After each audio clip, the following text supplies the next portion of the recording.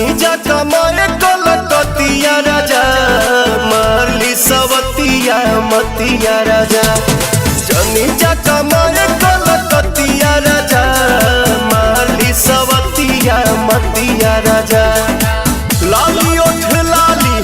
कनवा के बाली सुन होई ना के नथिया राजा जनी जा कमाए कलकतिया राजा मारली सवतिया मतिया राजा जनी जा कमाए कलकतिया राजा मारली सवतिया मतिया राजा।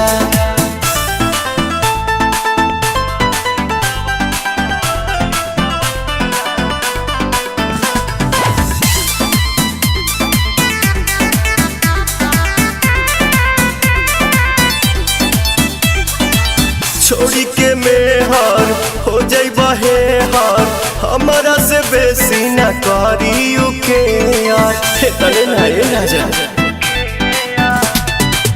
इज्जत के हानि करे पैसा जियानी करे केहू के न सोट बंगाल के पानी करे सेसिया पटवा रात भर रोवा मन बना में हरी के बतिया राजा जनी जा कमाए कलकतिया राजा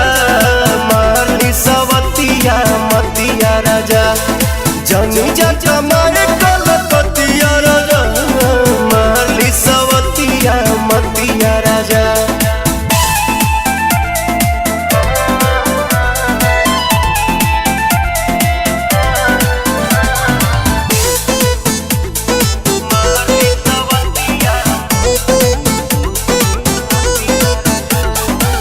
बोला ये पवन आखिर गलती कमान बा कुछ के न गम्बा एक अलहम्बा